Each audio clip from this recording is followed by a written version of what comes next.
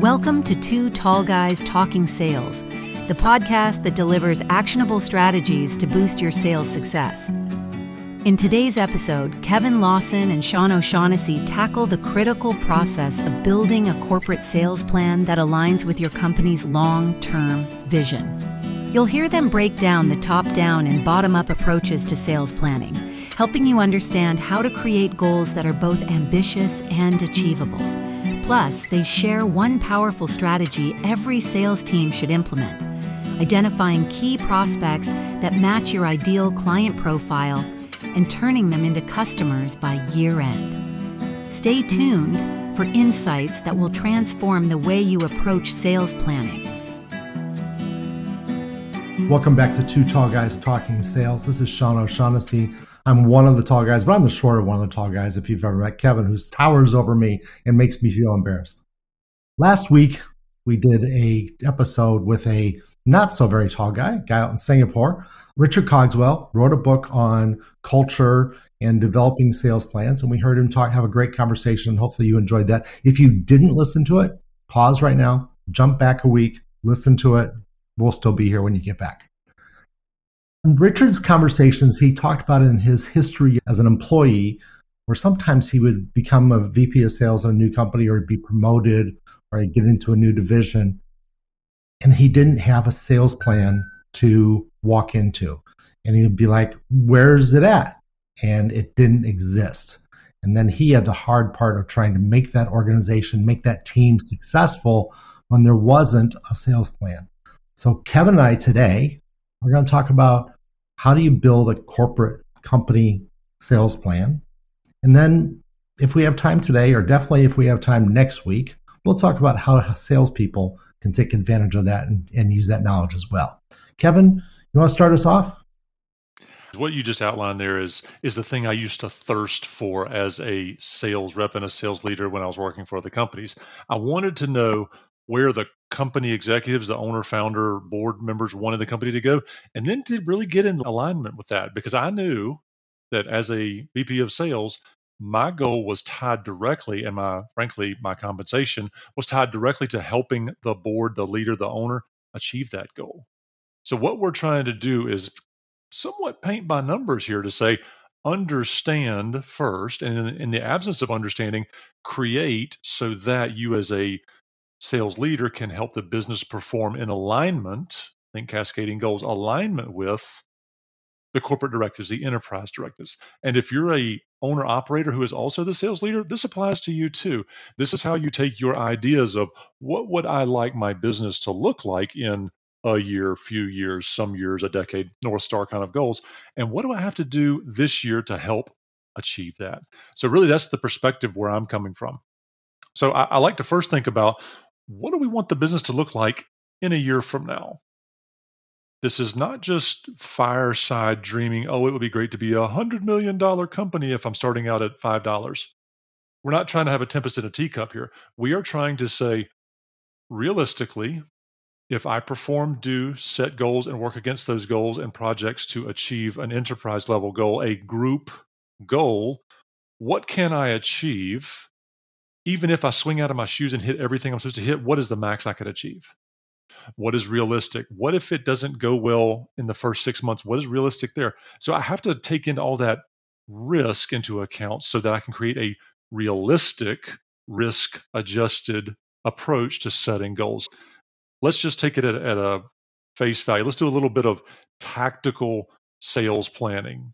One way is bottom up, and the other is top down. Bottom up meaning, hey, all of my reps or me as a salesperson, how much did I sell last year?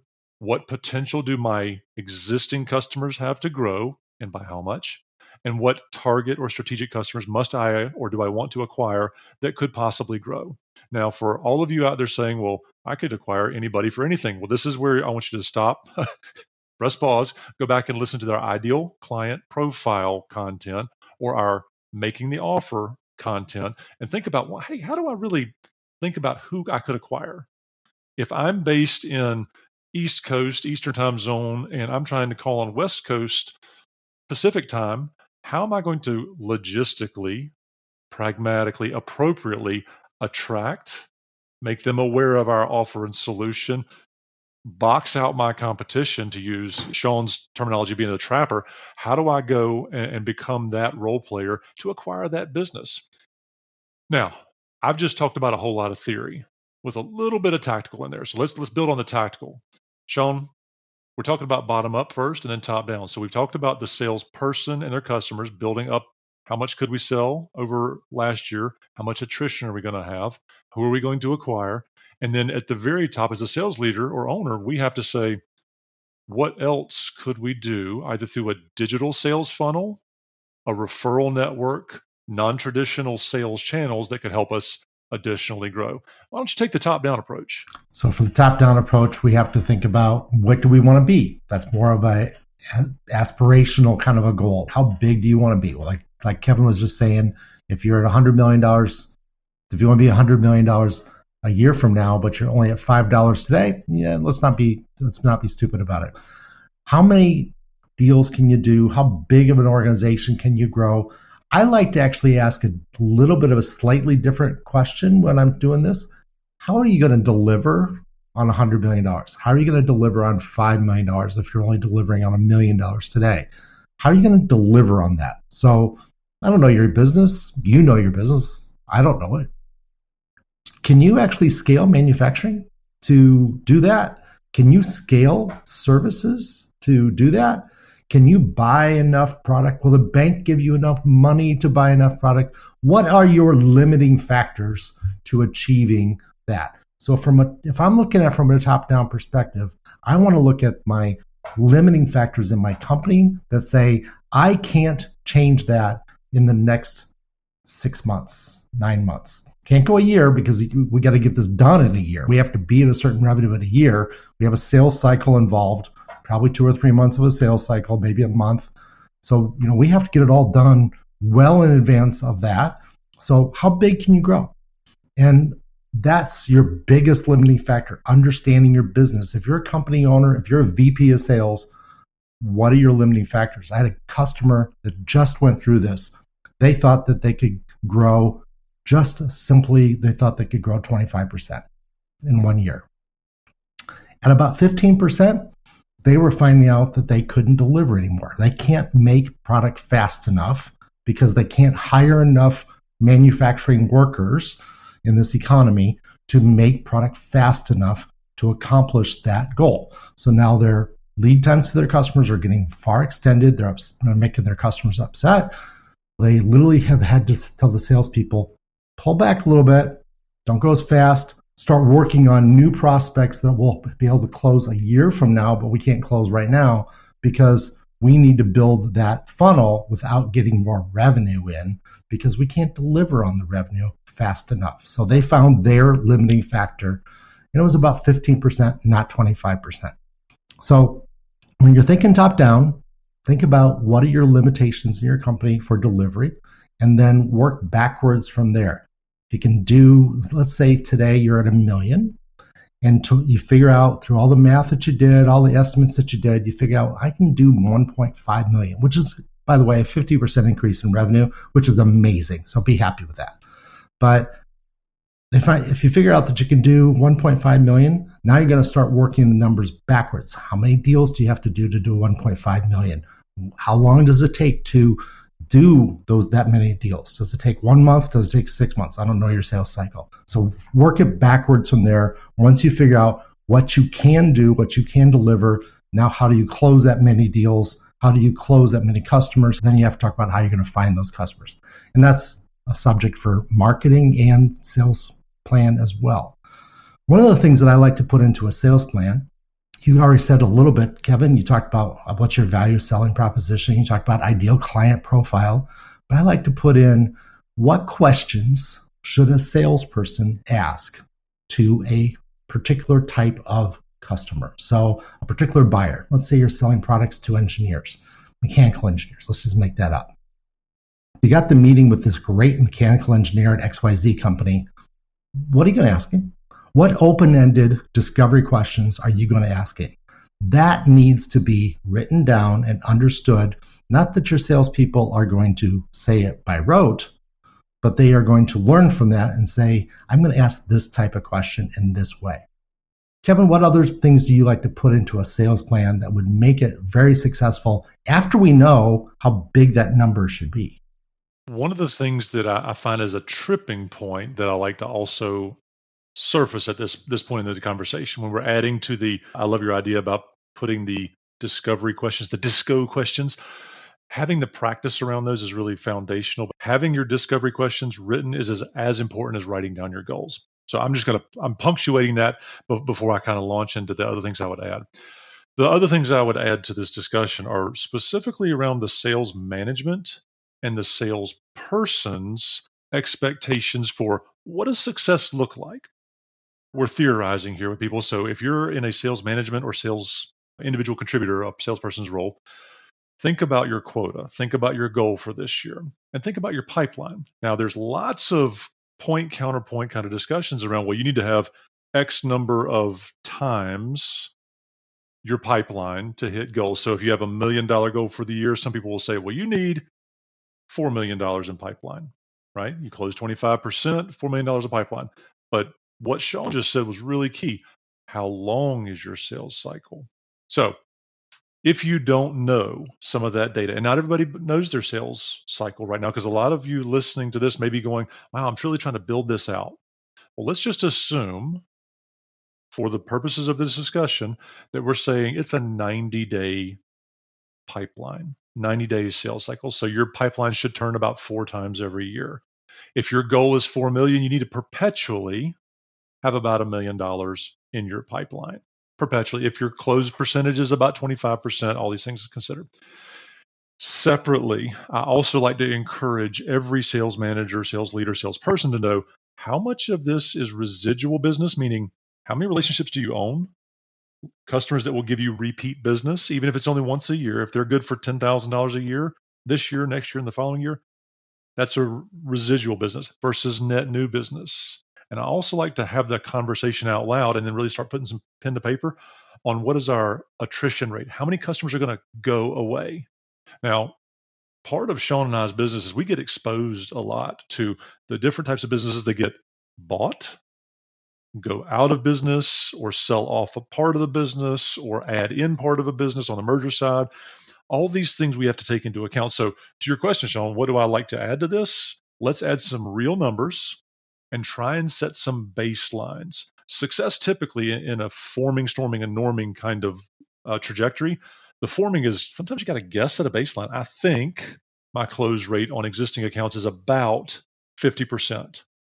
I think 50% of my business is residual going to come again next year. So there we have 2 numbers right there we can work off of. I'm going to retain half the business. There's half my number. And for every opportunity I have, I'm going to close 1 out of every 2 with existing customers. I think that my baseline for net new business is maybe 20% of prospect to closed 1. They're good numbers to start with. You're prospecting to close 1, maybe 10%, it may be 70%.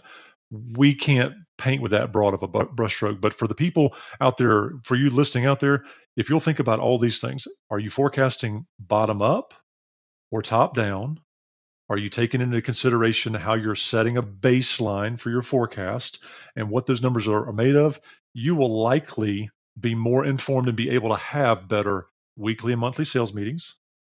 You'll be able to have better coaching sessions. So for all of you listening out there in the board seat or in an ownership seat, you got to think about where your deals are leaking out. Because if you can improve 20% to 40%, i.e. double your hit rate on prospects, you're going to have a net more profitable business or a higher revenue business. Sean, I've been running off at the mouth here. Swing with the big bat here. Bring us home. So the thing that we really didn't talk about, but you kind of hinted at it. So I'm gonna say this last thing in our last minute here we have left, and that is, I want you to write down the 10 companies per salesperson.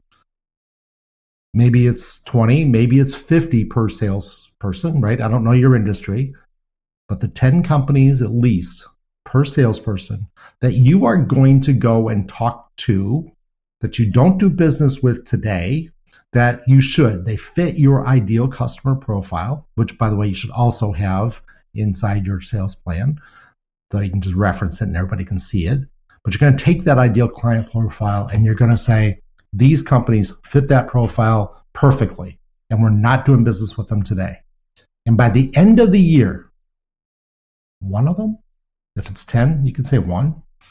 If it's 50, maybe you have to say 5 or 10, are going to be customers of some kind. That maybe it's the first order, maybe it's really small, but by the end of the year, your goal is one of those customers, or 5 of those customers, or 10 of those customers is going to be a customer, a paying customer by the end of the year, a net new paying customer. I challenge you, put that in your plan, and you probably will have a pretty good shot of hitting it if you actually write it down.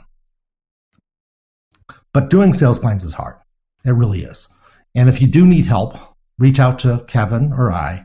We do this for our customers all the time. You don't have to hire us as your fractional VP. You can just we'll work on a special deal for you to help you do your sales plan. It's a very important thing. And we also work on account sales plans for the account salespeople. And that's what we're going to talk about next week. So if you enjoyed this session, come back next week. 2 Tall Guys Talking Sales, 4:30. We drop this episode every Tuesday. Have a great day. Happy selling. What a great episode, Sean and Kevin. I learned so much about the difference between bottom-up and top-down sales planning, particularly how critical it is to balance the aspirations of your business with the actual capacity to deliver results. Kevin's breakdown of starting with the sales reps and their potential, then building up to what the company can achieve, was eye-opening. And Sean's insight on identifying limiting factors, whether it's staffing, manufacturing, or logistics, was a crucial reminder that sales goals must be grounded in operational reality. One significant actionable item from this episode is the challenge to write down 10 companies per salesperson that fit your ideal client profile. If you take the time to do this today and aim to close just one of those prospects by year end, you'll be driving growth in a focused, manageable way. Don't let this simple but powerful tactic slip through the cracks. Implement it today before the rush of daily business takes over. If you ever need help with sales, sales management, or growing your company, reach out to Sean or Kevin. Their contact details are in the show notes. And don't forget to take the 10-question assessment linked in those notes to see how well your sales team is truly performing.